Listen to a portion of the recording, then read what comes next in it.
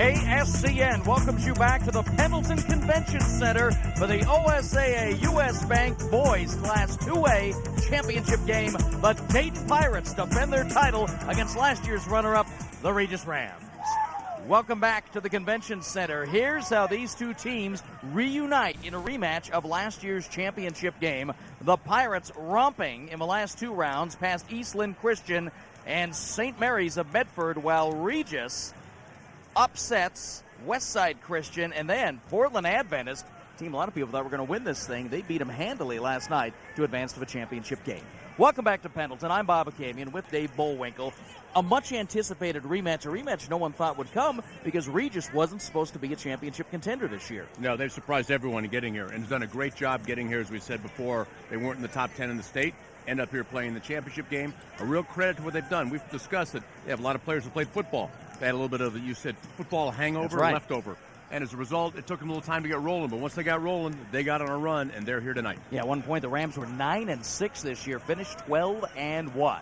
Let's talk about Dayton. You can't talk about the defending state champs without Jon Hildebrandt, possibly the most exciting backcourt player at any level in the state of Oregon. He's Maravich-like, a wizard handling the ball, sees his teammates. Sometimes he's a big scorer. Last year in the state championship game, 27 points. He's tournament MVP, player of the year. This year he averages 21 and doing a much better job involving his teammates. He struggles a little on offense last night, but boy, he gets everybody going for Dayton. The big figure there is 5 assists a ball game in tournament play, but overall he's 8.8 assists a game. That's what has impressed me most about him, his ability to create shots for his teammates. And, of course, you talk about Regis, and it's not just this year or last year, but over the years, the Lulay family, which has continually provided some superb athletes to Regis championship teams, boys and girls. Well, now the brothers Lulay, Travis and Tyler, so much a part of the run to the baseball championship a year ago and a trip to the football final this year where Regis lost to Amity. This was the quarterback receiver combination. Now it's the inside-outside team. Travis leads the tournament in scoring. Tyler, a tough guy on defense and clutch at the line. Well, and Coach Koenke says the biggest thing about Travis is he will not allow his team to lose. He's a great leader. He leads by example. He leads in a positive manner for the younger players, and it shows up in the success that he's had during his high school career and the number of times he's been in a position to play for state championships, including tonight's ball game. And as much as Hildebrandt is the wizard on the floor, don't count out the competitiveness of this Regis team. The Rams, that little school from state, have had so much success over the years. They know what it's like when it comes to winning time. Dayton and Regis will tip off the Boys 2A championship game next on ASCN. It is time to play championship basketball in Pendleton. Dayton and Regis for Oregon's 2A Boys Basketball Championship. Let's take a look at the starting lineups. First for the Pirates. If you follow Dayton football, you've seen some of these names. Josh Eckroth came back from a broken arm, the outstanding tight end. He makes a nice Twin Towers with Dante Rosario, perhaps the best all-around 2A athlete in the state of Oregon, and a nifty backcourt of senior Jeff Cruickshank, and of course, Johnny Hildebrandt. The coach of the Dayton Pirates is Doug Miles, came from over the hill in Madras to take the job. He's assisted by Scott Spink, Ron Hops, Sean Whalen. And he took the Pirates to a 28-1 record this year, ranked number 1 all season long. Their only loss was to the best 3A team in the state, Philomath, in the outstanding 3A holiday tournament, which is played in Redmond. All right, how about those Regis Rams, coached by Jeff Koenke? More football veterans here. Austin Heiberger up front at 6'2", along with Travis Lulay. An intriguing freshman, Blake Muscardin, at 6'3", really showing a lot for a young player. He gets it done in the middle. 10 points and 4 boards per game in the tournament. Ricky Brentano, we showed you those Ricky Brentano fan club shirts. The sophomore averages 8 and 5, and there's the coach of the Regis Rams. That is Jeff Koenke in his second season. But don't be misled. Jeff has coached a lot of these kids and other youth teams in Dayton going back to, what he said, 4th grade he's had some of these kids. Been a long-time youth basketball coach in the area, and now he's getting an opportunity and has brought his team all the way to the state championship in just his second year. Both these teams lining up for the introductions and the traditional exchange of greetings. Megan Harrington with us for this game. You know, these two teams met last year in the state championship game. Dayton won 71-66 behind Jon Hildebrandt's 27 points. And Megan did a little catching up with these two coaches on last year's final. Well, Coach Doug Miles said that he doesn't remember much from last year except the celebration. He does know the game was competitive and didn't relax until about 7 seconds left. When I mentioned the name Hildebrandt, he said, expect a big game. On the other side, Coach K said that he wished the game would have been a little closer. He's looking to not get his players in foul trouble so early so that he can stay competitive. That's the thing with these Regis Rams, and particularly Tyler Lulay. He is so physical and so aggressive. He picks up fouls maybe, but he shouldn't, but they're good. They're aggressive fouls. Yeah, and there's a difference between bad fouls and good fouls. The aggressive ones that are going to get you another possession, going to get you a scoring opportunity, you as a coach will accept. Foolish fouls are the ones that get you in trouble. You know, Bob, while we're talking about fouls, at the other side of the court, Dante Rosario, his foul situation is the key to this game. And in an effort to keep him out of foul trouble, we're going to start out in this ball game with Eckroth guard from Dayton, number 10, guarding Travis Lulay rather than Rosario. As the game progresses, Coach Miles would like to change the matchups and put Rosario on after he calms down. Keep him out of foul trouble. Make the shots that Hildebrandt creates. He's going to create shots. You've got to finish them. On the other side, Regis needs to get the ball inside, most definitely into the high post area to Lulay. Control Hildebrandt's dribble penetration. He's only made 5 of 28 three-point field goal attempts so far.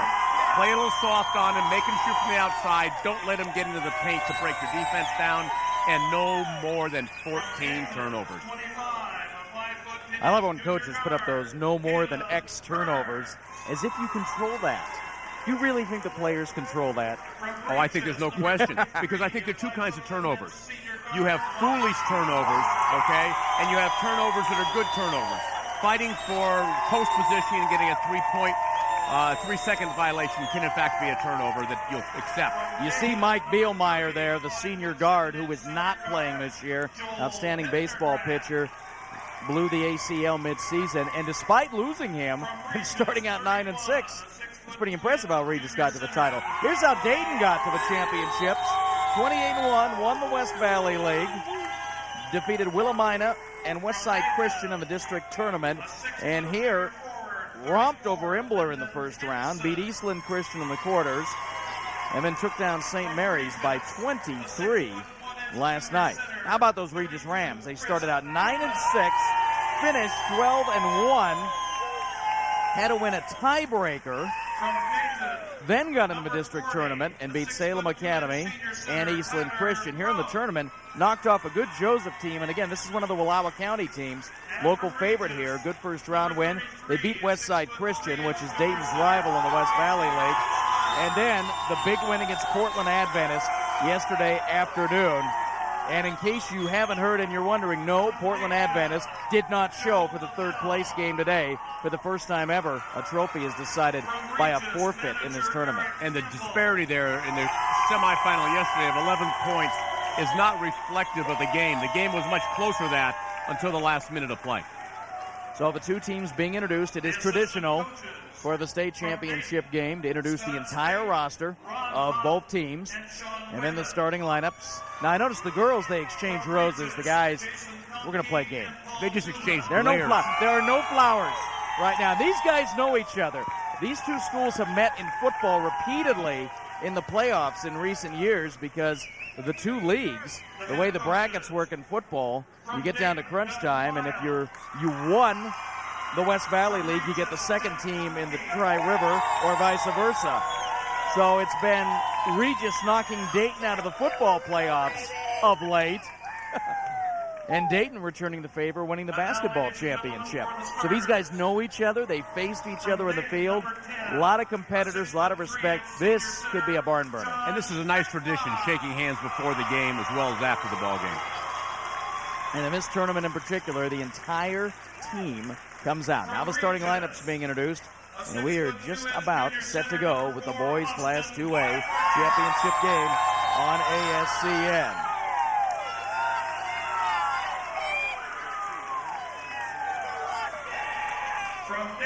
course, so the rest of the trophies were decided earlier today. And the big story again, Portland Adventist forfeiting the third-place game. One overtime game up to the semis. That was Portland Adventist in a thriller with Oakland in the quarterfinals. And an outstanding player, and I wish we could show him to you, Michael Fiddler, 6 blocks in one game against Crow. But here's a big guy who does a little bit of everything. Good score and a monster rebounder. And just a junior. 6'7", long arms. Got a chance to be a major college basketball player because of his lateral movement and the way he gets off the floor quickly to pursue the ball. They talk about guys you're going to see in the next couple of years. Blake Muscardin for Regis and Mr. Fiddler from St. Mary's. It's fun to see St. Mary's returning to prominence athletically. They had the great football teams with Larry Walker in the early 80s. And now St. Mary's going through a nice run coming out of that Big Fur League. A league that's going to be a little different come next year with the addition of several of the coast teams dropping down from the 3A level. Well, you talked about team players that might be back here next year. Regis is in the fight for the championship now, just like they were last year, but they only have one senior starter in Travis Lulay. They start a freshman and a sophomore. They've got a young nucleus that will be here for years to come. Now, the word is, though, there are not many more Lulays on the horizon. Here's how the coaches poll finished up. Dayton, a prohibitive #1 all year. Gold Beach Joseph came in here ranked #3. A lot of people were surprised that they went out early. East Lynn Christian out of the Tri-River. Sandy Am Christian in the league with Dayton in the West Valley. Hefner, St. Mary's checked in 7th. Westside Christian, slow start but finished strong. They were 8th. Salem Academy 9th. Portland Adventist rounded out that final top 10. You know, the polls mean nothing. Teams win championships. Dayton likes this poll. They'd love to bring home the trophy. And if anyone's going to deny them, it is this tough-minded Regis Rams team. We are set to play Oregon's 2A championship game. You're going to see it right now on ASCN. Bob Akamian, Dave Bullwinkle, Megan Harrington with you. The officials for tonight's second game are Pete Sommerfeld and Jerry Bone. One of the things you'll see early is Dayton will press a little bit more than normal. They'd like to see Regis have to bounce back from their tough, fast-paced game yesterday, and they don't have quite as much depth. Dayton in that traditional crimson. They're the visitor. Regis in their home gold. Travis Lulay stands in to jump it up against Dante Rosario. Here we go, the boys 2A championship on ASCN. Now watch Jon Hildebrandt handle the ball. He'll show you every move in the book. But you know what? He can do a lot of those moves under control. The mustard belongs on this hot dog. And again, they put the body on him early with Lulay. He'll stop and pop and puts Dayton on the board.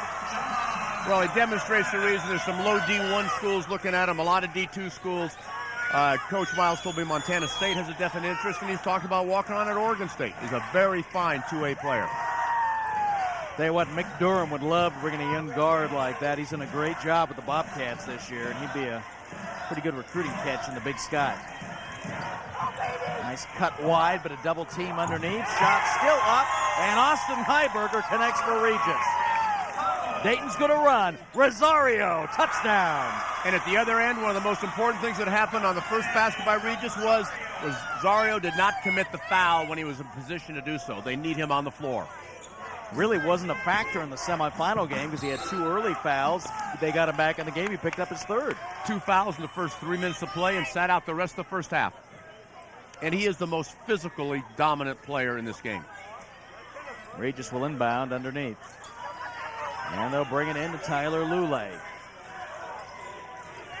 Give it up to Heiberger, the junior. Tyler Lulay. Cross court, open man. Ricky Brentano rises on the baseline and scores. And Ricky's fan club behind us goes crazy. You know, of all these guys on Regis, only Ricky Brentano's got T-shirts. Regis fans on their feet, bouncing behind us here at midcourt. So you'll know when Regis scores tonight. Well, in kitty corner, we've got all the Dayton fans up. 2 schools, great athletic traditions, won their share of championships in multiple sports. Hildebrandt over Lulay. Round it off.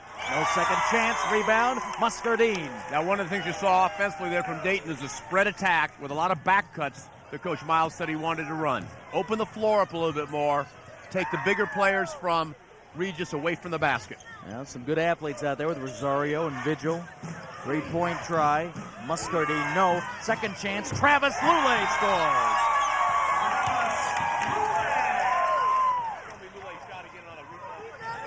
Regis 6-4 early.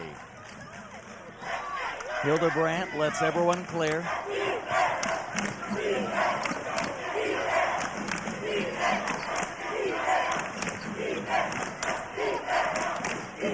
Breaking out Eckroth. Pull up Rosario, rounded off. Rebound for Regis. Heiberger's going to bring it down himself.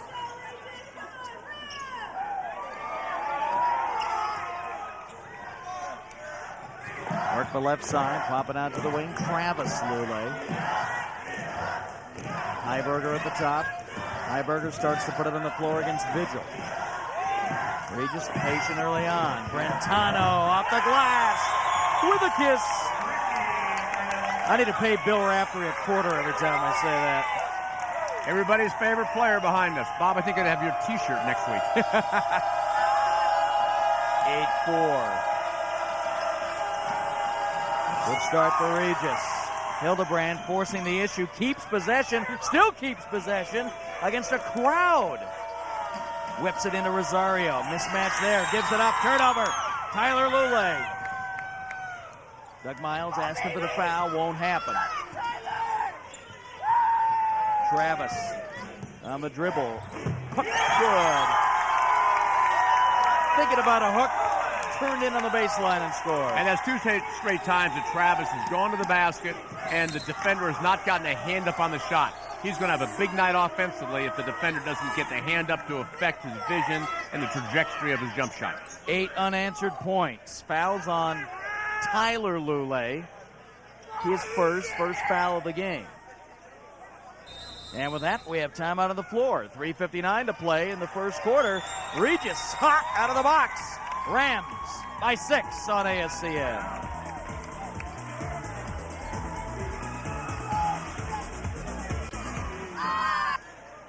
(10-4). Regis leads Dayton early on ASCN. Bob Acabian, Dave Bullwinkle, Megan Harrington at the Pendleton Convention Center. Full house again on championship night. Well, we said when Naismith invented a game, he's invented to be played in buildings like this with crowds like this. Great environment for high school basketball. The best thing they ever did was take the bottom out of the peach basket. Vigil from the outside, air ball, second chance. Eckroth in a crowd. Rosario after it, but Regis comes away. Travis Lulay, Heiberger. Find the open man, that's Muscardin. Give it up now to Brentano.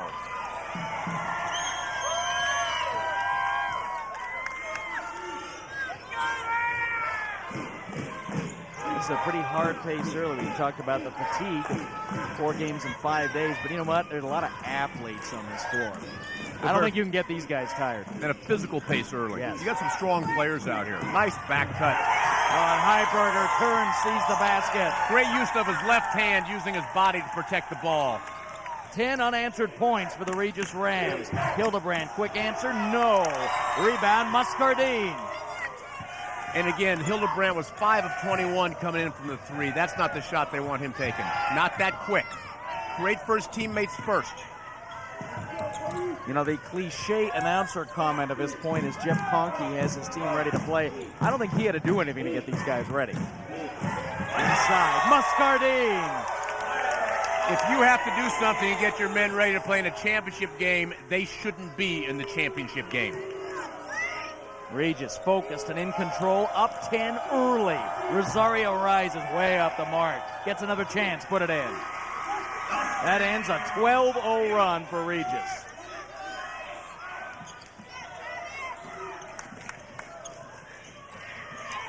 Tyler Lulay out of the backcourt. We find Muscardin, he's taken to the floor. Foul will be on Eckroth, his first. Eckroth came back from a broken arm. part of that legendary Dayton football team. Dewey Sullivan, his 37th year as head coach. And no, there is no truth to the rumor. He's going to Amity to replace Jeff Flood. Now we've got Caleb Kearns coming in, number 25 for Dayton. And Coach Miles said he felt this kid has not played well all tournament, but is a big game player and expects him to have a big night tonight. Well, that's the football quarterback. Real leader.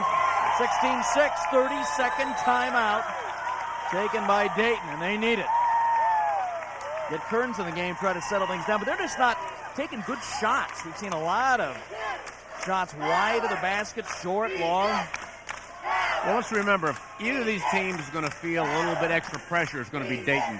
They've been the favorite. People expect them to win another championship. Well, the Blazers are back in town. They'll take on the Sacramento Kings in a Western showdown at the Rose Garden. See it live Monday at 7, only on ASCN. That should be a great game because the way the Kings, because the scouting I do for the Celtics, I've seen the Kings a lot. And I'll tell you what, they are the most enjoyable team in the NBA to watch, the way they move the ball and shoot, and the Blazers are getting that way. How much better is Sacramento with Mike Bibby? Oh, what a foolish trade that was. Do you think Jeff Petrie doesn't think he snookered the Memphis team? Here's that widespread offense again. An effort to open up the middle and give Hildebrandt a chance to dribble drive.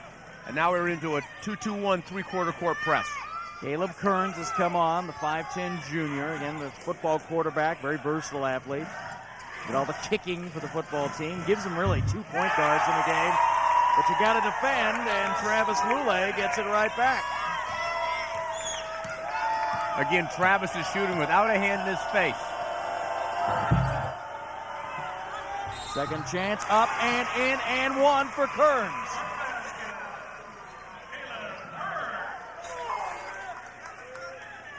Well, Caleb Kearns comes in the game, and Dayton gets 4 quick points. Kearns averaging 8 points during the regular season, but has played very little in the tournament.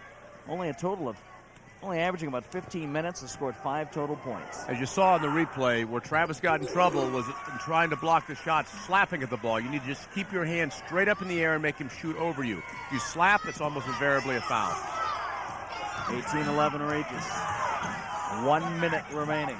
First quarter. Championship night in Pendleton.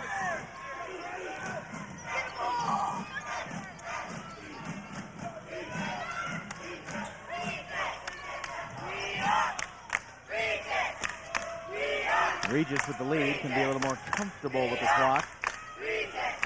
Swing it to the right, Heiberger puts it on the floor. Open man, Lulay, that's a three-pointer for Tyler, doesn't go. Heiberger's second chance over the rim and off, and Kearns comes down with it. 30 seconds left. Dayton can cut the lead to as little as 4. Right down Broadway, Hildebrandt lay it in. Give him an inch, he'll take a mile. They gave him a mile. Need to soften up and stop that dribble penetration. If the other defenders play off the wings a little bit. 10 seconds now, Heiberger. Tyler Lulay gets a pick from his brother. Takes it to the left. Brings it across. Heiberger, 3 seconds. Lulay for 3. No. And that is it for the first quarter. Regis leads by 10, but Dayton closes with a 7-2 run. 18-13. Regis leading Dayton after 1. Hildebrandt into your living room on ASCN.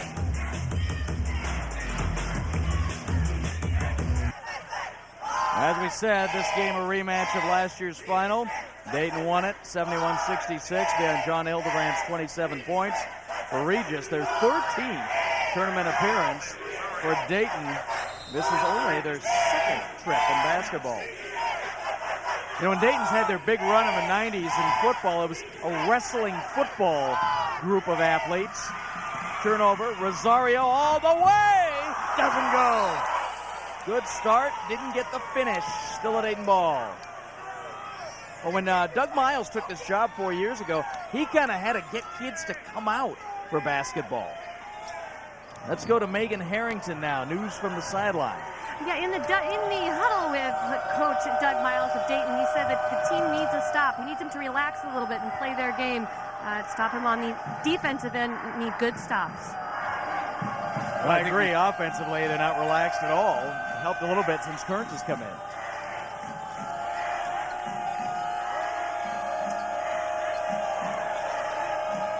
And Dayton a little more under control now, taking their time.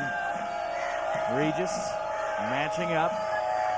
And again, I think this is a good move, starting with strong guy Tyler Lulay and Hildebrandt. Hildebrandt misses. Leiden Hansen in the game. Kicks it to Rosario. Doesn't go. Hansen just in, the 6-foot junior. Did a great job blocking out to get that rebound and using his lower body to keep the offensive rebounder away from the basket. See the early numbers. Regis, pretty good on the boards. Yeah, and then a couple of those offensive rebounding opportunities that giving them second chance scores. Foul is against Kearns, his first. Each team with 2 team fouls.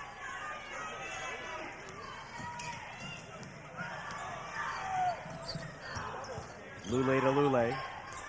Travis to Tyler. Jordan Hintz in the game now. Now that touch, number 22. Lulay all the way against Rosario, draws the foul. Now it's only Rosario's first, so that's not bad. Picking up the first foul 6 minutes before halftime. And one of the things that Coach Miles has to be pleased with so far is one of his goals is to keep the ball out of the low post. They've done a pretty good job of keeping it out of the post. What they haven't done is contain the dribble drive. Travis Lulay, 65% from the line in the tournament.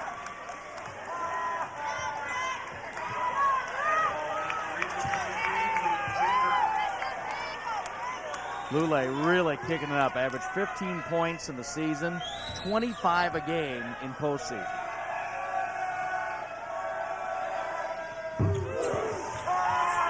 (20-13). Hildebrandt forcing the issue in the forecourt, sees the seam, all the way, lay it in. Someone from the weak side has to step up and take a charge there, just as the young lady Plotz did in the women's championship game. Heiberger going to get back into the game for Regis.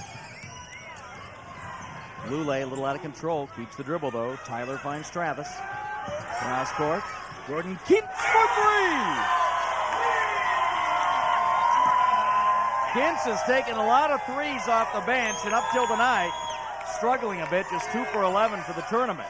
3-point try at the other end. Hildebrandt short. Rosario rebound. I think Hildebrandt's trying to tell the official score that was a pass. Huh? A pass. Need that assist. Tyler Lulay answers with 3.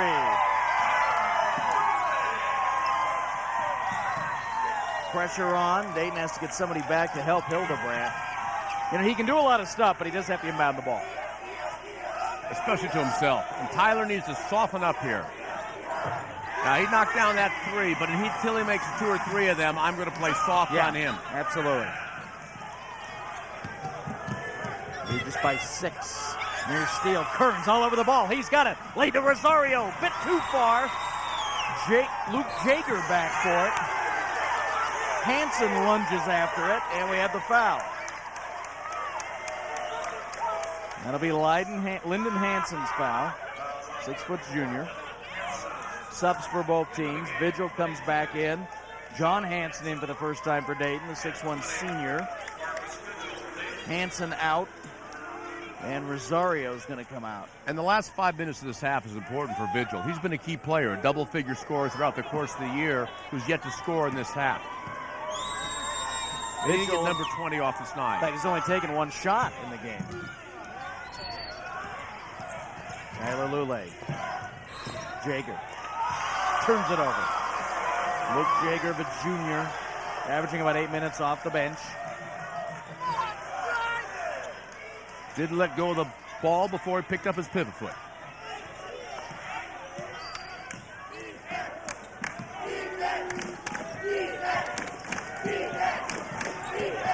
Hildebrandt puts it up under pressure, almost goes. Took a shot from Tyler Lulay, who helps them up. And that's not the first time tonight he's taken a shot from Tyler Lulay.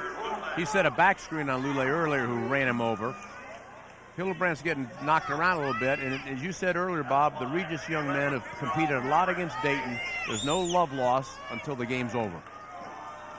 Oh, and I think these guys, I think they like it. I think there's a little game going on out there within the game. Couldn't agree with you more. Especially Hildebrandt. You can just see Jon Hildebrandt loves to be in charge, likes to try some things. You know, he figures, I'm going down, maybe I'll throw it in. This to make it 26-22. Good. Hildebrandt, perfect at the line in the tournament. And again, this has been a tournament beset with poor free throw shooting. Here's the turnover on the dribble. Johnny Hansen scores. 7 unanswered points for Dayton. 2-point game. Regis just clears midcourt. Into the game, coach's kid, Brian Koenke. One of 4 Koenke boys. One of them now the assistant coach with that. Jordan Kintz now to Koenke. Kintz lobs this one up inadvertently. Grabbed by Eckroth and a foul on Heiberger. A foul of circumstance, if you will. Heiberger didn't know the ball would be there. Well, right now, Regis does not have scores on the floor, okay? And the Rams need to get someone else in, and I would think that someone else needs to be Muscardin, who needs to get going. Just as Vigil needs to get going for Dayton to help him out, Muscardin needs to get a couple scores because he scored well all year long. Now, Travis Lulay, the leading scorer in the game right now, with 9 for Regis. Jump pass, Hildebrandt, open man, Jeff Cruickshank looking for his first points. Rebound, Regis. Kintz hustles in the corner. Koenke clears it quickly down court. Brentano. Heiberger. Ryan Koenke. Cruickshank draped all over him. Kintz arrives to help. Brentano takes on Hildebrandt. Nothing doing. Regis back to the top. Regis has led all the way since 6-4. But Dayton has cut the margin down to 2. The Rams were up by 10 at one point. Brentano, baseline. Cut off, pulls up, shoots, score!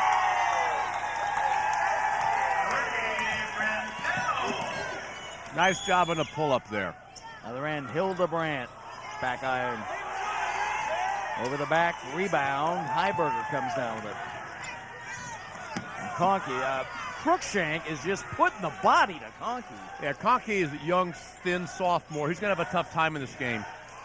There are a lot of players out here. They're stronger in their upper body, and the officials aren't letting you play. Koenke's at a real disadvantage here. And Hildebrandt, through traffic, finds Cruickshank.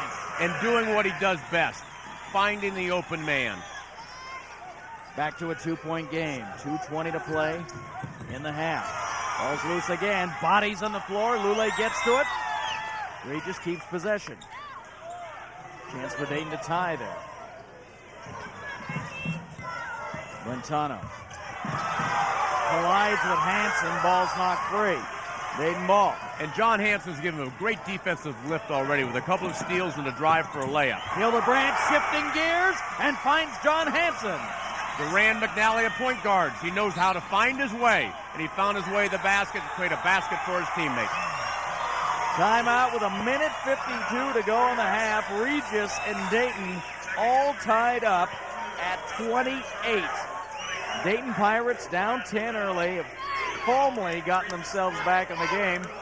It's funny how they slow the ball down. Now Hildebrandt.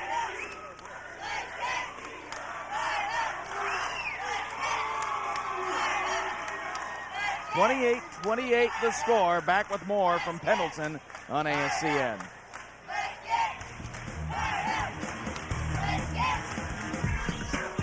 Now the Blazers' win streak might have you wondering what's going on behind the scenes. Hottest coach in the NBA, Maurice Cheeks. His very own show is on ASCN Tuesday night at 7 with ASCN's own Pete Granica. When he was a young assistant, Maurice was with Jeff Van Gundy when Jeff was his assistant with the Knicks. Jeff told me that this guy was going to be a very fine head coach down the road. And it's starting to materialize right now in the job he's doing with the Blazers. Get a look at young Mr. Hildebrandt. 13 points, 3 assists, 5 of 11 from the field. Dayton's come from 10 down to tie it up.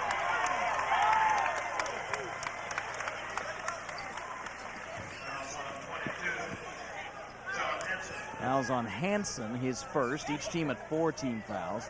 Had a couple of fairly clean games tonight. Now we're in a situation, Dante Rosario has 1 foul, and now they've made the defensive matchup where he's on Travis Lulay. They've got to try to get the ball to Travis to get Rosario into foul trouble.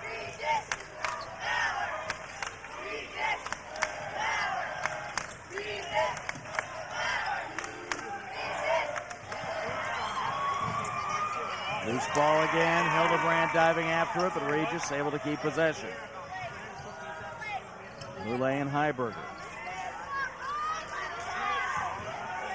Now the Lulay's exchange. Travis has it. Goes low to Heiberger. Ball's knocked loose. Tell you what, Cruickshank.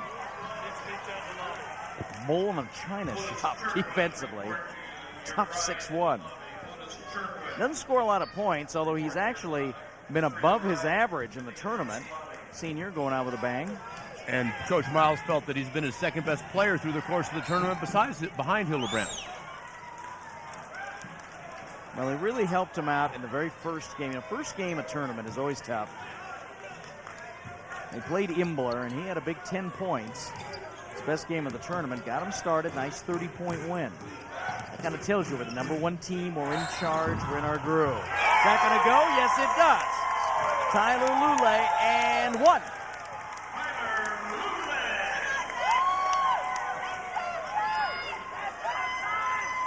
Foul is against Brian Lavelle, who just came into the game. His first, one of the 2 brothers. Joey will not be able to play tonight. He's the extra player that came on the trip. He's on the bench. Joe got in 1 game in this tournament. 3-point play. And Tyler Lulay now has 6 points. 31-28 Regis, 47 seconds. Vigil for 3, we're tied. As you said earlier, got to get Vigil off the snide, and he did it with that tray. 31 all. 38 seconds left.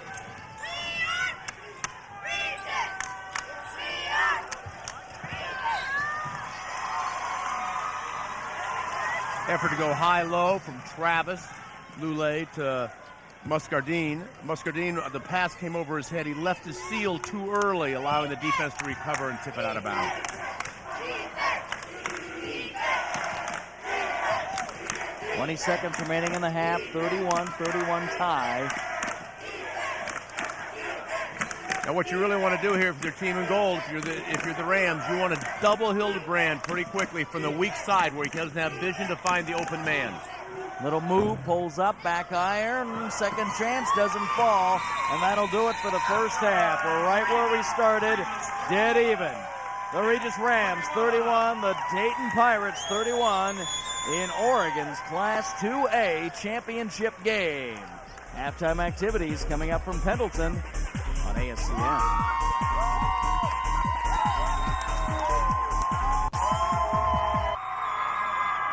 Welcome back to the Pendleton Convention Center, where the Dayton Pirates and the Regis Rams are all tied up 31 apiece in the state 2A championship. I'm here with Mark Ellingson, the market president for the U.S. Bank. Mark, I see a lot of signs with the U.S. Bank around. Can you tell us what they're doing down there? Well, we're really very, very much proud of what we're doing here. U.S. Bank has been a proud sponsor of OSA activities for about 23 years now. And most of those years we've had this activity here in Pendleton, and so we've been very, very pleased to sponsor it. We have a number of employees that have been actively involved throughout the activities here. We've been able to give all the trophies out and those kinds of things, and it's been really a fun experience for us. We're very, very proud of the youth here in the area, as well as those that are from the surrounding area that come here to participate in these games. You know, the U.S. Bank is involved in a lot of different things. Can you tell us a little bit what else is going on around the state? Lots of things around the state. However, right here in Pendleton, we're also involved as the sponsor for the U.S. Bank Pendleton PBR Classic, which happens just before our roundup here in September. We're also the major sponsor for the Clash of the Border, which is an AAU basketball tournament in January as well. Great, and so you're very busy, a lot of things going on. How's the basketball up here? Well, the basketball has been exciting. It's been great. We're hoping that everybody's enjoying it here. And any predictions on the score for tonight, or maybe the end? I try to be as impartial as I possibly can. But these are the same folks that were here last year, and they're obviously very, very tight. So. Well, thank you very much, and don't go away at home. It's all tied up here at Pendleton Convention Center, where the boys are battling it out for number one.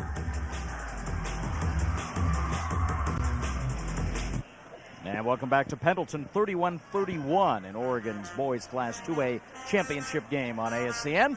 Bob Akamian, Dave Bullwinkle back with you. We're back where we started.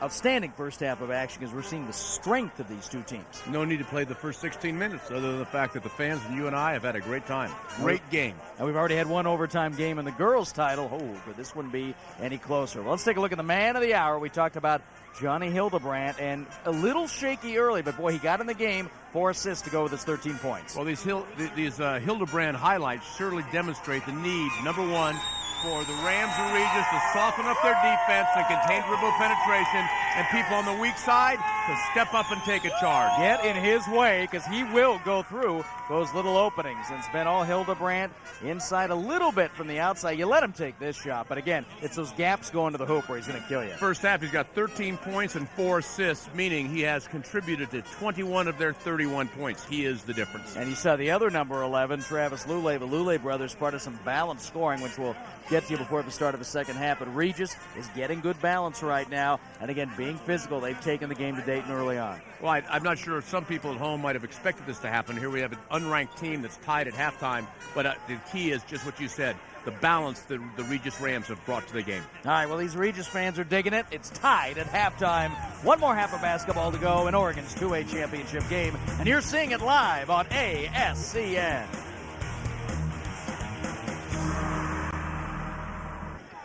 Second half set to begin at the OSA US Bank 2A Boys Championship game. 31-31 tie. First half numbers, look at that. 72% for Regis from the field. That's not bad. Dayton shooting 48. But if I'm Coach Koenke, I'm a little concerned. Shooting 72% and only being tied at the half. Key factor down there is turnovers.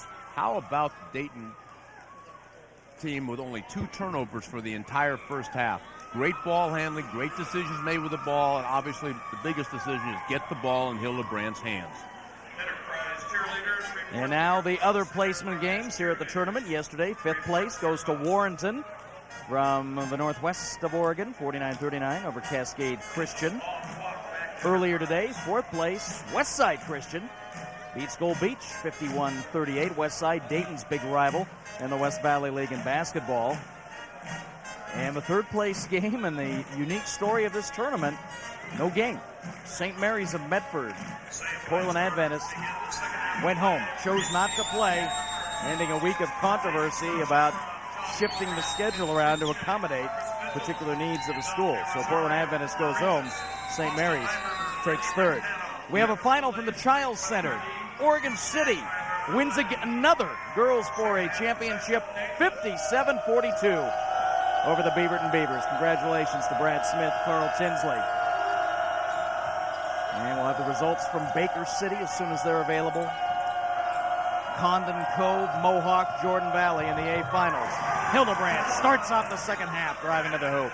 Even though coming out in the second half, Coach Koenke and the Regis Rams changed their defensive matchups and had Bertano guarding Hildebrandt rather than Tyler Lulay.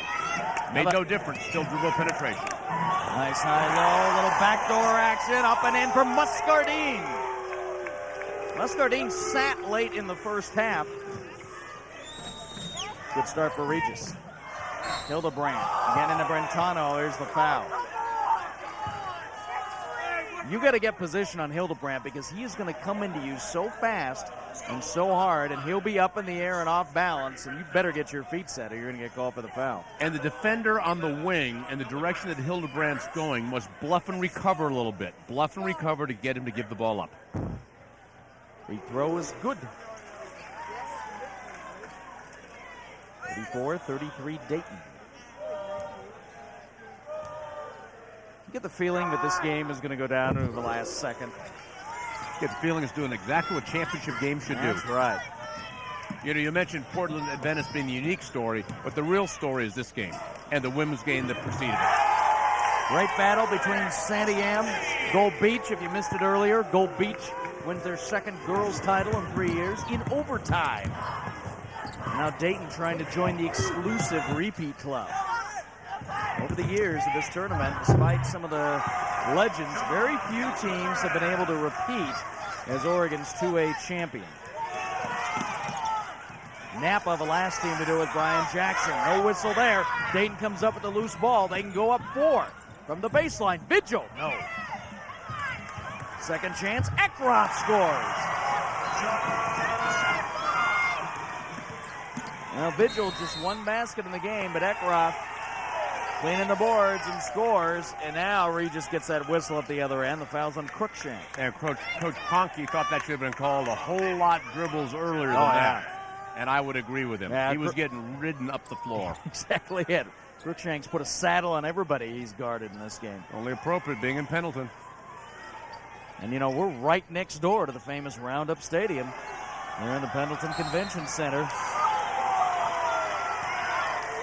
And the Regis bench erupts. Not happy at all with that. That's Brentano called for the foul. And one of the things the Regis bench has to be careful of, the officials will take it from the head coach, but not from the assistant. Exactly. So in this case, Jeff's son needs to sit down and chill a little bit. That is Jason Koenke sitting next to Jeff. Again, one of the 4 Koenke boys. There's 2 girls, too.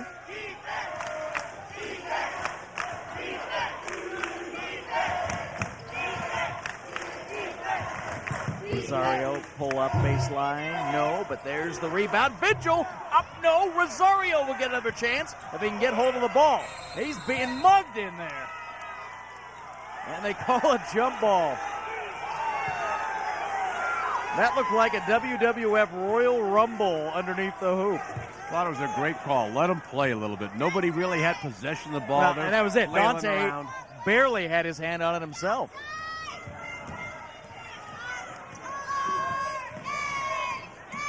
And that's just how strong he is. He still almost got possession against 4 other kids. Travis Lulay, spin move and scores. And now that Travis is being guarded by Dante, he needs to go after him. And the glider for Cruickshank doesn't go. Go the other way. Give it to Regis.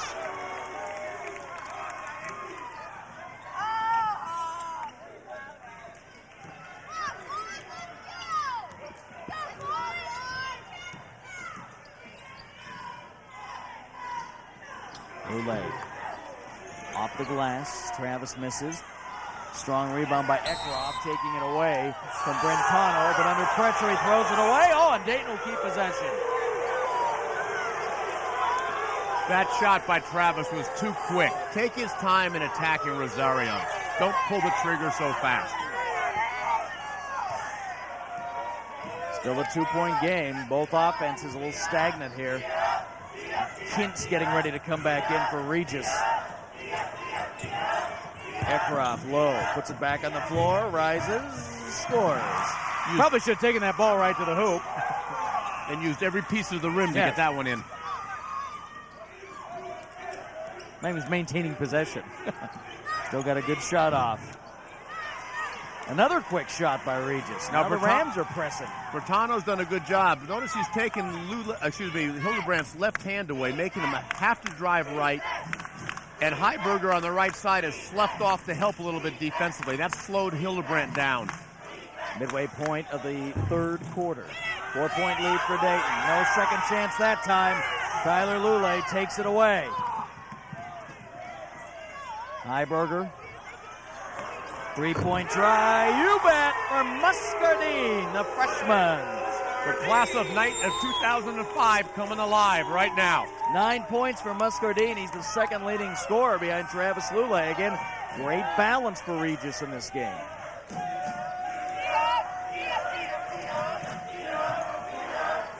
Long distance shot. Vigil getting in the stroke from the outside. Only his 2nd basket.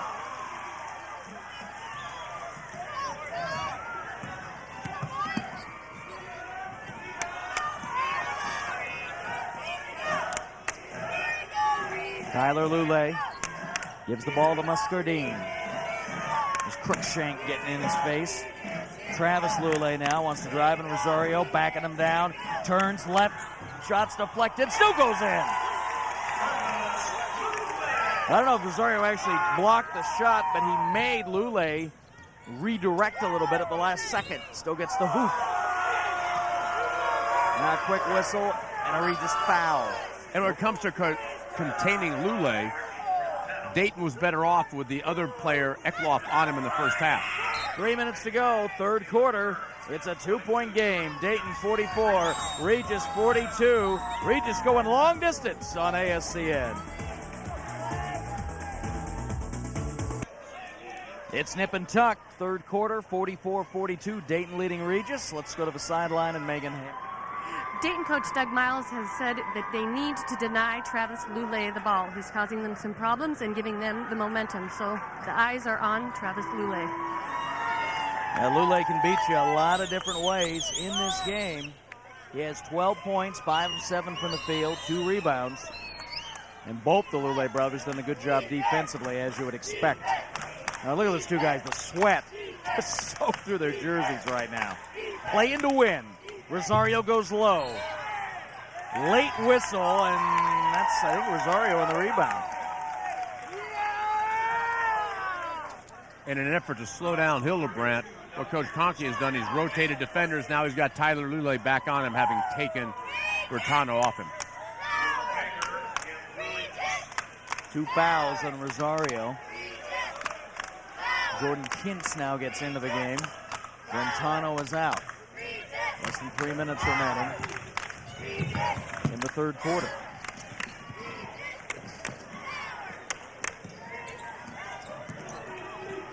Underneath, good pass. There's the man, Muscardin. How do you lose the 6'3" guy? He's been pretty open all night. A good pass and a good decision by Rosario not to pick up the foolish foul. Hildebrandt gets 2 right back. They're having much more success when they force Hildebrandt to go right. He's much more effective as a shooter and a penetrator, turning the corner to his left. Hildebrandt has 21, pretty close to his number of last year, 27 in the championship game. But he'll take 1 W over any number of points.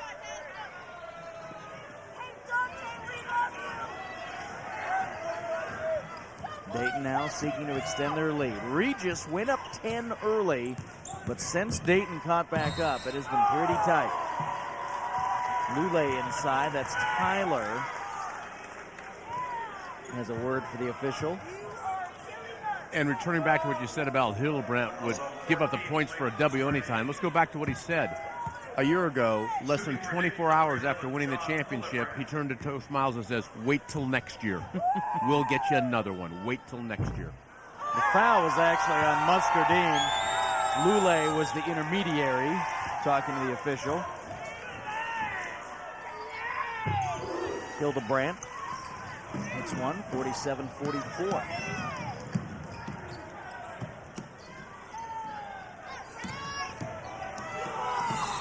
Lulay, a little bump. And they'll call that foul on Hansen. Or check it on Caleb Kearns. When the Rams set that high screen at the top of the key, the ball handler has to come closer to it to run Kearns into it to free himself. That time he was fortunate to get the foul. Rosario, only man there inside. He picked off a few passes in football this year. Hildebrandt gives it up. Hansen to the top. Kearns, Rosario.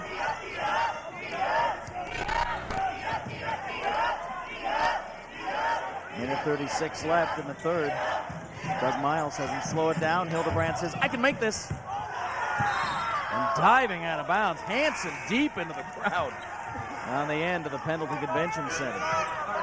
And beating a dead horse, again, that's the best way to defend him. Play soft, let him shoot the 3. He'll make 2 or 3, but that's not what's going to beat you. His penetration is what beats teams. For the game, Hildebrandt, 8 of 17 from the field. And how many of those 8? I think 1 was a perimeter shot.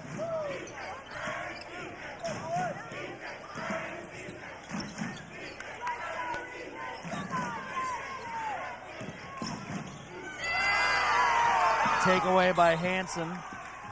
Kintz tries to keep it.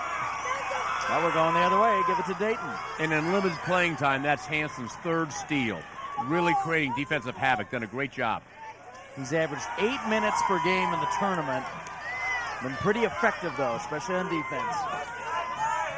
1 minute remaining in the third quarter.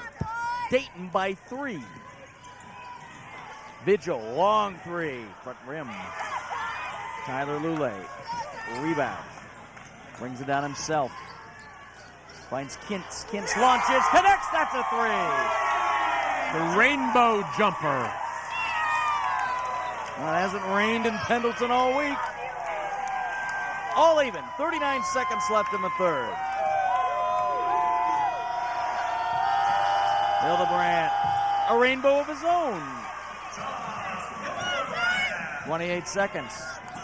Long ball. Kintz has it blocked by Eckroth. Regis fans want a foul. Vigil in transition. Hold it up with 18 seconds. Take a run at Hildebrandt. Kintz flies by. 12 seconds left. You know who's taking this shot. Hildebrandt around the pick. Changes gears. Pulls up from the left. Over the top. Second chance. Up and in for Hansen as time runs out in the third quarter. At midcourt, Dayton almost with another steal. But we end the third quarter with Dayton suddenly up 4.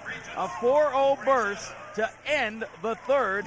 And the Pirates lead it by 4. The final 8 minutes coming up from the Pendleton Convention Center. Pirates 51, Rams 47 on ASCN. ASCN brings you the best of the OSA US Bank High School Wrestling Championships. Our 2-hour highlight show Tuesday night at 8 on ASCN. Ed Burton, the man who knows more about wrestling in this state, or at least thinks he does, will join me. Ed helped seed the tournament. He's the tournament announcer in the arena, and he's joining us on the telecast. And he tells all the wrestlers, bridge, stupid. Is that the line? Tell you what, great tournament this year. Some super action to show you. And Thurston, Burns, and Nissa took home the trophies. Now, the first few minutes of this fourth quarter are really key to Regis. They can't lose contact with Dayton. They fall behind by 8 to 10 points, and then it's going to be a Jon Hildebrandt show. Now, Regis shooting the ball well, but they've had 15 fewer shots than the Pirates. Turnover. Kearns doesn't get that, but Rosario will. And a big 4-0 burst to open the quarter, an 8-0 run for Dayton. And regardless of how soon it is in the quarter, down 8, Coach Koenke needs a timeout to settle this team down. Really does. Lulay. Travis pulls up and gets it with the bounce. Travis Lulay, 14 points, leading the way for Regis. Hildebrandt, 24. And of all the great players over the years, there haven't been too many that have come up as the leading scorer in back-to-back state championship games. Brian Jackson probably being the notable exception. The 2 years Napa won back-to-back here.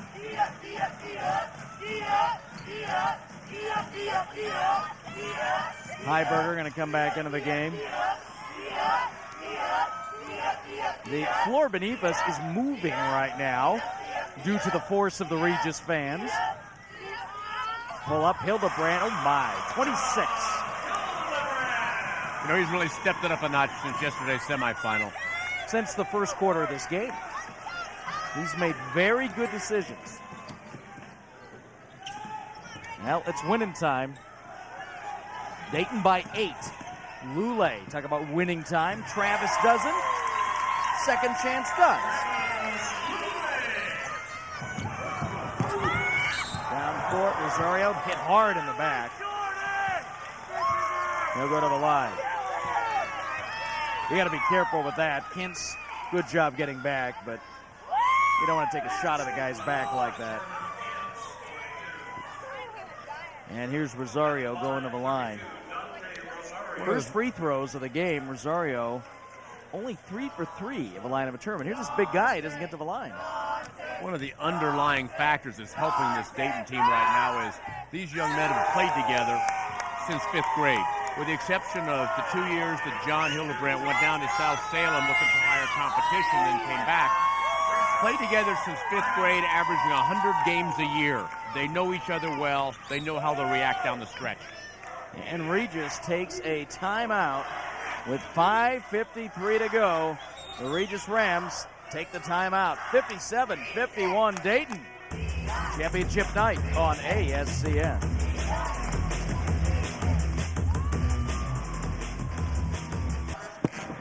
The scores on championship tonight. Every year, Condon in the finals. They beat Cove for the girls' 1A title in Baker. Mohawk and Jordan Valley still going at it in the fourth quarter. 4A girls complete. It's Oregon City again, 57-42 over Beaverton. How about the 4A boys sub-tournament? Beaverton going back to state. Hermiston loses a tough one at Vestview. Marshall Hartman goes to the state tournament. Redmond beats Lincoln. Kelly Bookin, nice win for Redmond. Grants Pass beats Sunset. Benson came all the way from 4th to get in. And Churchill, the defending champs, go back. Even with all the injuries, they hammer Roseburg by 20. And, of course, the boys 4A tournament starts at Memorial Coliseum Tuesday. Churchill win, and that's been a big day for the Kent family. Man. Beat the Bruins, Pac-10 title, and back to the Coliseum. And, you know, Mom Kent, very busy keeping track of the Ducks and the Lancers every year. Dayton with 5.5 to go.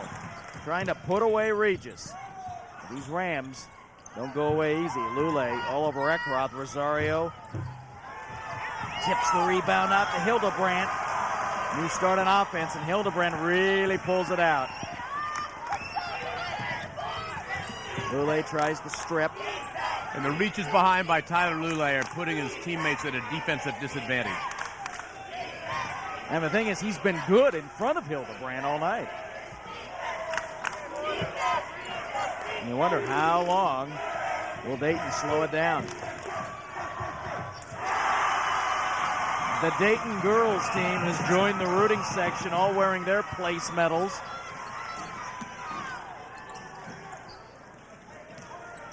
Could be a double trophy year in basketball for Dayton High. Lulay. Short. Actually, it will be a double trophy year no matter what, obviously. But Dayton, they like the big blue trophies. Other end, Eckroth. No. Second chance. Nobody's fouled. Then he'll go to the line. Josh Eckroth, limited access to the free throw line in this tournament. He's just 2 for 4. Timeout Dayton with 4:20 to go. And this is where I think Doug Miles starts fine-tuning for the final push. Kind of surprising timeout to be called by Dayton. I felt things were going their way a little bit. Why call the timeout when your player's about to shoot the free throw? Let him stay in rhythm and knock the free throws down. Well, and I wonder if Hildebrandt pulling the ball out, maybe there's some question how much they're going to ice the ball at this point. Because I think with a guy like Hildebrandt, you don't need to just pass it around and play 4 corners.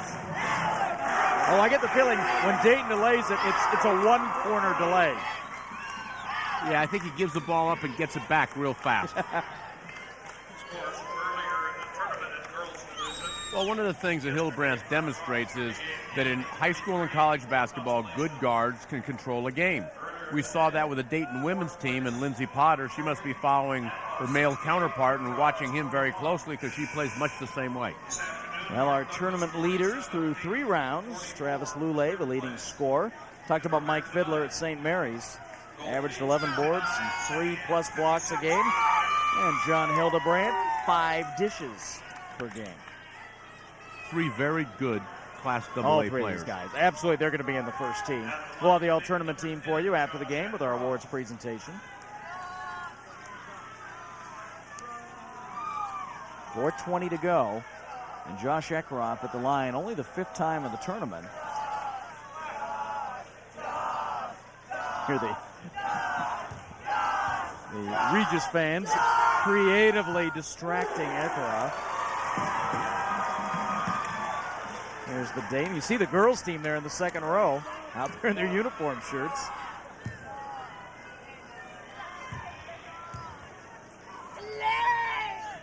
Eckroth, number 2, no. 9-point game. Not out of reach yet for Regis. Montano gets it back for three. No second chance either. Long rebound. There's Kearns on his horse all the way against Lulay. Spins, throws it up, and it's tipped in by Rosario. The quarterback gets the assist. Turnover. Rosario on the run with Eckroth on the floor. Rosario calls the timeout, but he rolled first. They're going to give him the timeout. I'm not so sure if these guys are watching basketball or roller derby. A couple fouls going to call a couple places. They're definitely letting them play. And Rosario, of course, rolling on the ground with the ball. Normally you get the travel. But I think a lot of times the player gets the attention of the official by calling the timeout, and they forget about the travel. Well, I think the other thing was Doug Miles hopped up and was calling timeout himself, and since the coach can call timeout, I think the official might have seen the coach before the travel committed. 3:46 to go. Dayton now by 11. And I'll tell you what, Regis does not need any higher mountain at this point. They do have the three-point shooters, although for the game, the three-point shooting, only 4 for 13.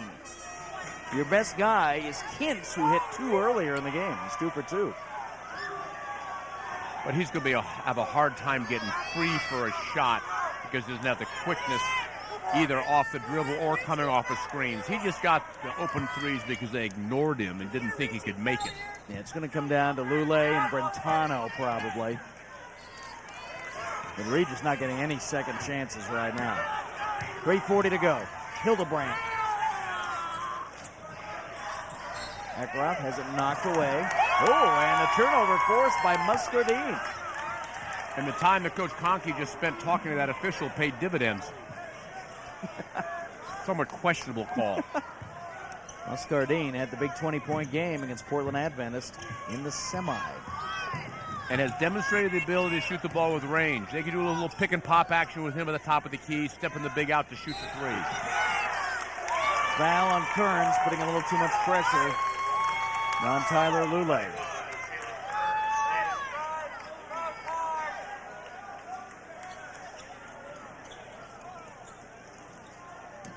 Regis will inbound the ball with 3:26 to go. Dayton, 2 fouls to give right now. Well, there's one of them.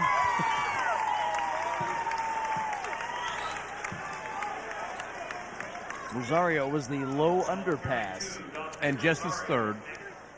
And one of his things we said was the key at the beginning was keeping him on the floor, yes. And he has done that. Smart decision by Coach Miles to have him play the lesser offensive player at the outset of the game. 3-pointer outside, no, by Lulay. Foul on the rebound. Somebody a little overzealous, Hildebrandt maybe? That's the case. His first.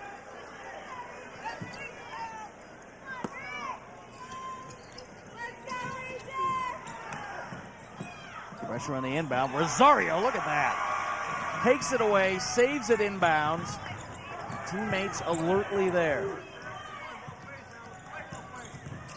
Hildebrandt. Eckroth to the hoop. And you can stick this one in the freezer right now. Down 13 with 3 to go.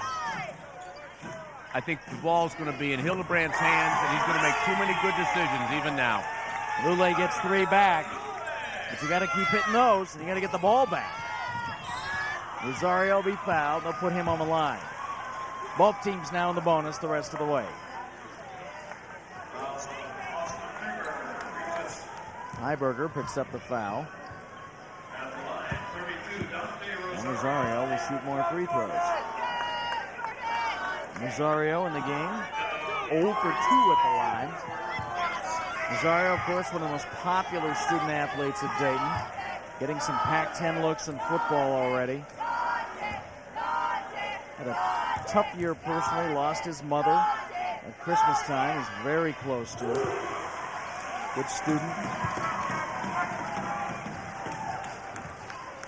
Mike Bellotti knows his address.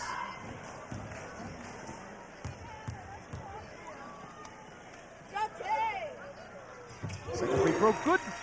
And does he know Mike's address? Isn't Mike's address Pasadena? Might be Pasadena for a couple of years. Even without Joey Harrington.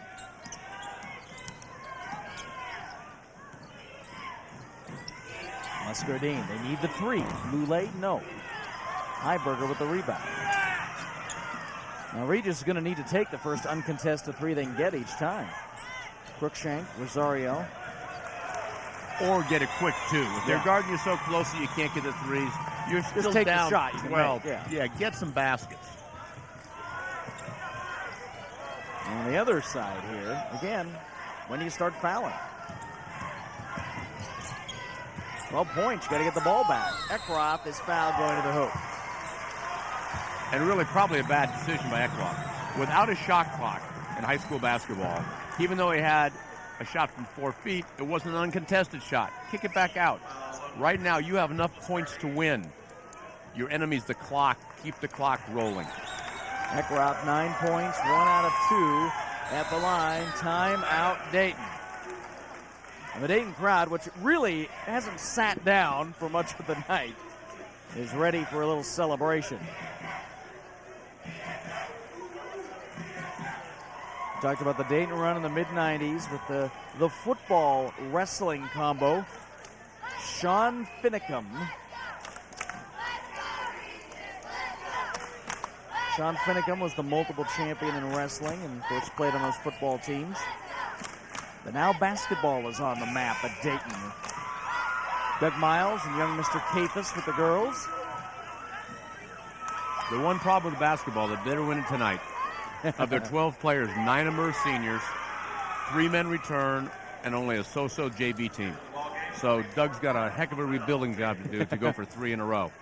And I bet you get one more kid out you didn't know about when you have success like this.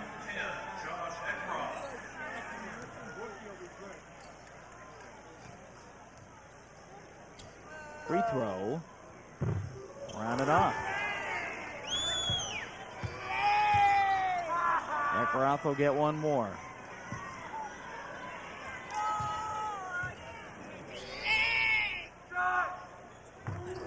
Second free throw, good.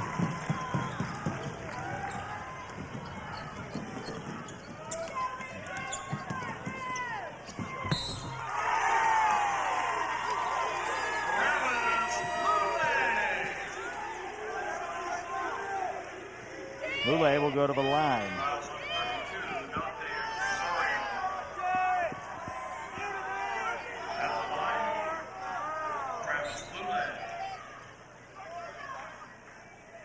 I think you'll see a man-to-man press coming up. The 5 call by Coach Koenke. That's the same reason that they brought in number 25, Caleb Kearns, to help in the ball handling and decision-making.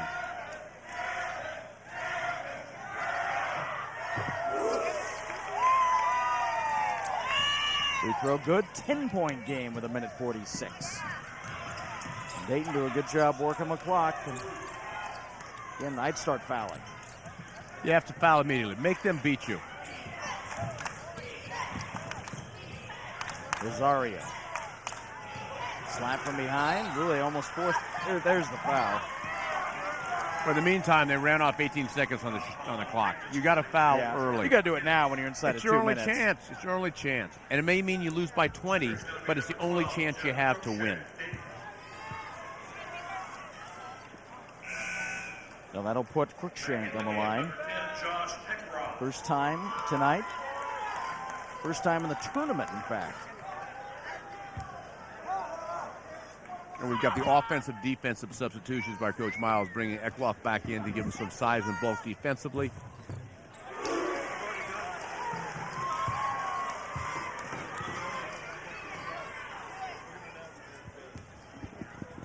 One more free throw coming up. Lulay with the rebound. 11-point game with 1:24 to go.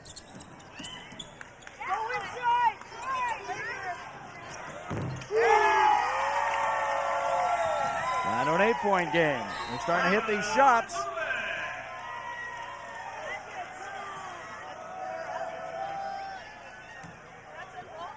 And the foul. We'll go back to the other end and shoot free throws. Just the wrong man to foul, having missed only one free throw the entire tournament. But you don't have a chance. You got to foul the first guy with the ball, and the Pirates are smart enough to get that ball into Hildebrandt's hands. Now, in this huddle right now, the single biggest thing that Coach Miles is doing is reminding his players, it's not over yet. It's not over. You don't celebrate till the final buzzer. And at this end, the biggest thing that Jeff Koenke is trying to do is to remind his men the same thing. It's not over, but we've got a big hole to climb out of. You've got to play smart and make all your shots.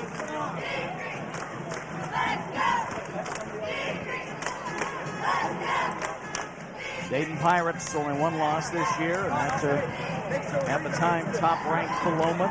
3A bigger school. Regis started with 6 early losses, 9-6, following a trip to the championship game in football.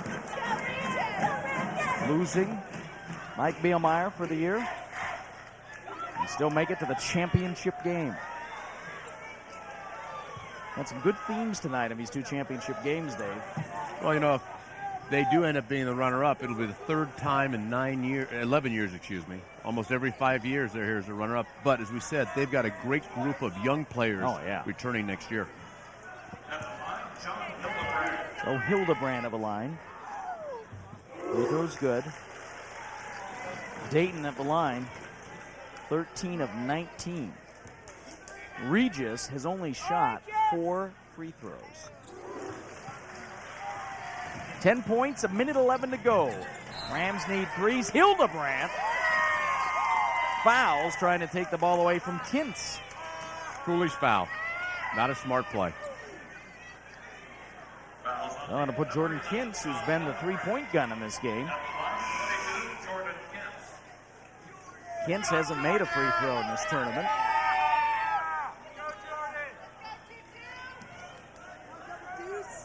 This high arching set shot here. Let's see if it goes as high as the 3s. There we go.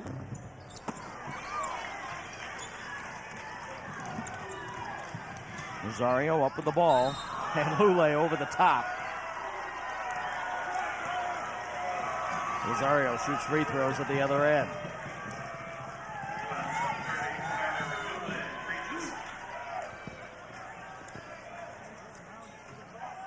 Now it's time for the free throw shooting contest. Let's take a look at this. We told you Lulay is an aggressive guy, and when you're facing the biggest, toughest guy at the other end, whoops. Little leapfrog. I imagine growing up in the Lulay house, there was a little wrestling like that with these 2. I spoke with Coach Miles earlier today and asked him, what's the best thing about this team of yours, the Pirates? He says, you know, I never have to worry about their focus. There's not a high-maintenance man in the bunch.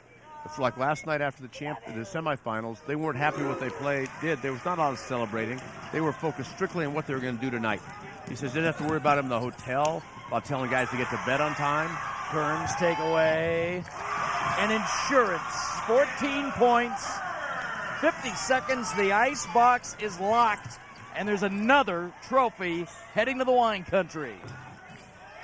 Brentano misses. And they foul immediately.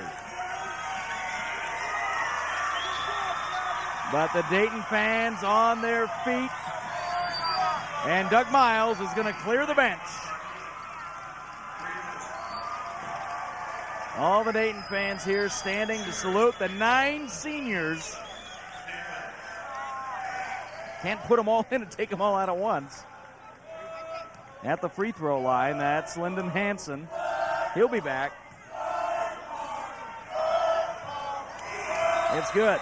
And if you remember Red Auerbach's annoying habit of lighting cigar when that game was won, this is just what Doug has done. But cigar is number 30, number 40.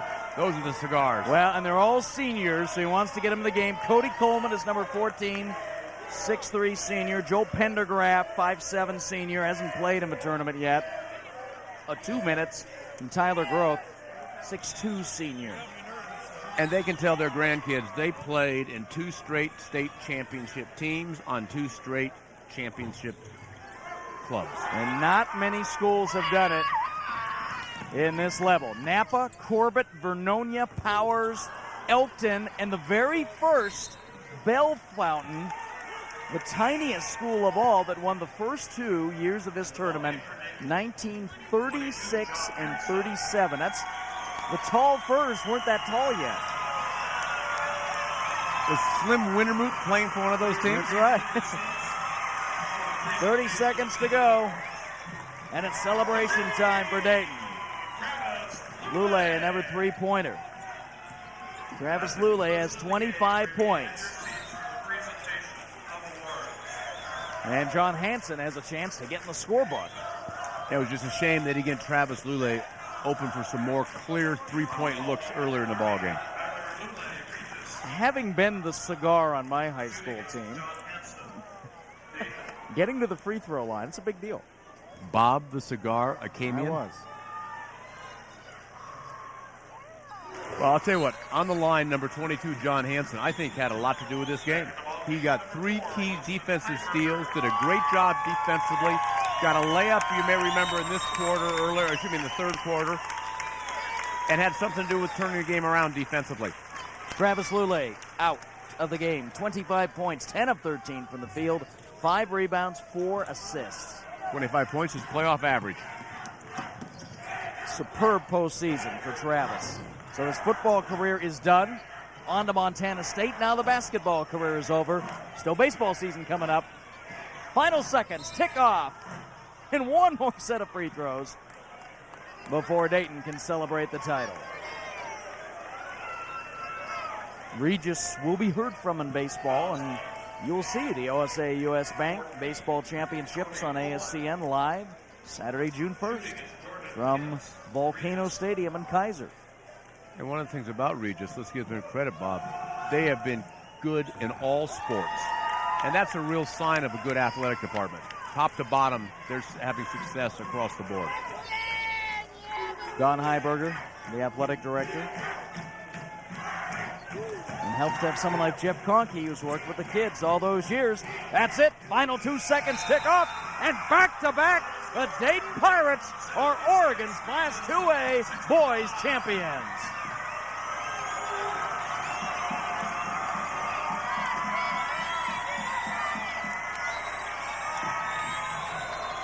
Jon Hildebrandt, 27 points last year in the championship game. He tops it with 28 in the final, and after a little bit of a slow start, he was nearly flawless in this game. Don't you think he's probably happy he transferred back from South Salem to play with his buddies and win 2 straight state championships? Well, that's what it's about. The 9 seniors on this team enjoying themselves so much together. And now, the Dayton Pirates have won back-to-back OSA US Bank State Championships. When we come back, the trophy presentations, and we'll talk to the winners. Dayton wins on ASCN.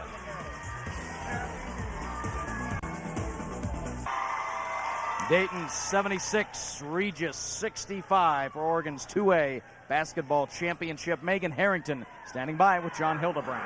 The story of tonight, the Jon Hildebrandt story. Last year you said to Coach, wait till next year. Can you finally enjoy the win? Yeah, it feels great. I mean, this whole year, there was so much pressure on our team, on me, just from what happened last year, and it just feels so great that this season, we won this, and I just couldn't be happier for my teammates, Coach Miles, and the city of Dayton.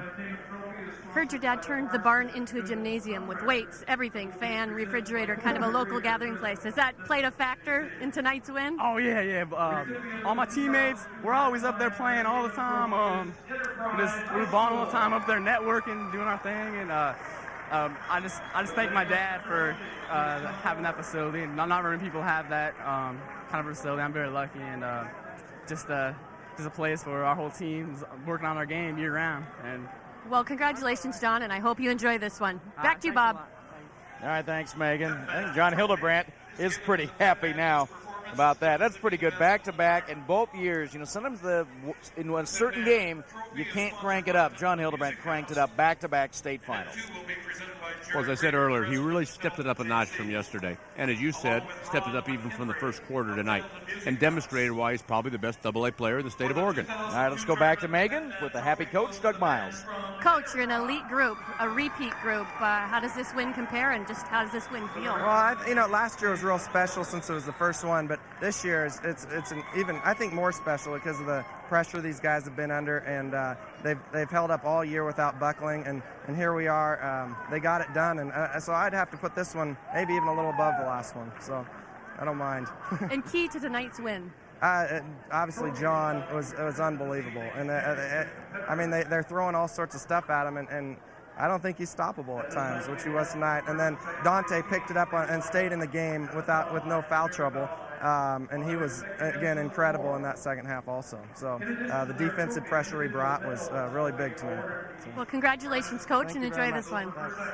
Back to you guys. All right, thanks, Megan. Doug Miles, kind of a quiet guy. I met Doug this year. We're doing the Dayton-Gaston football game.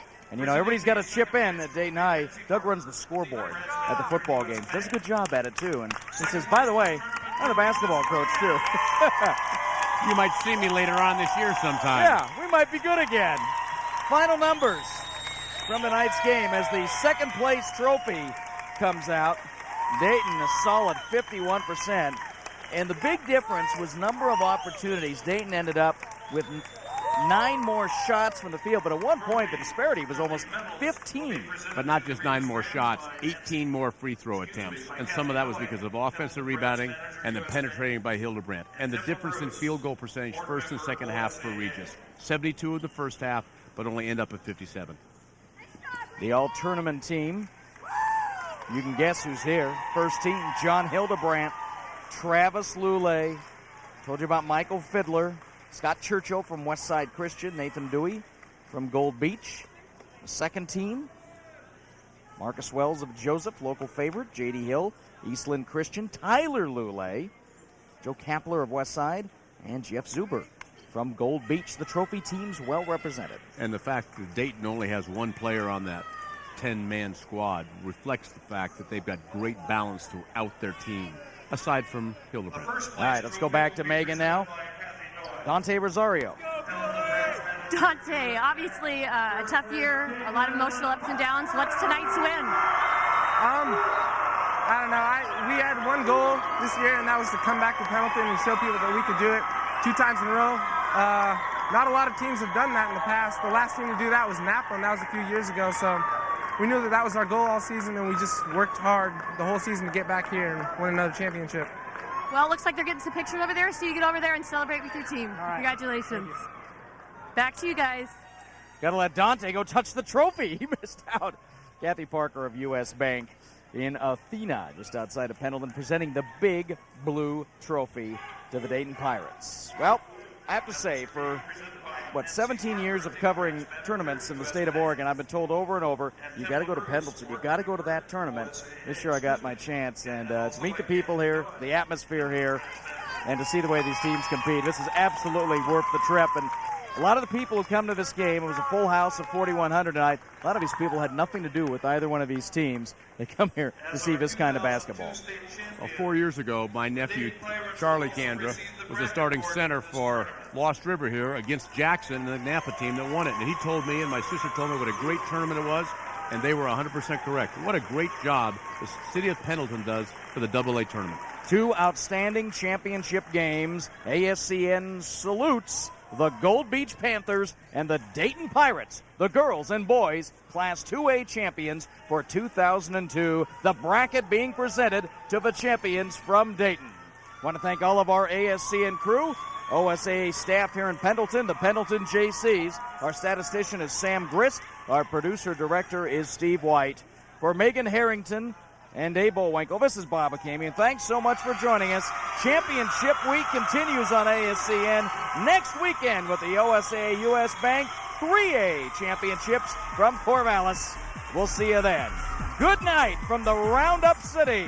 Gold Beach and Dayton take the titles.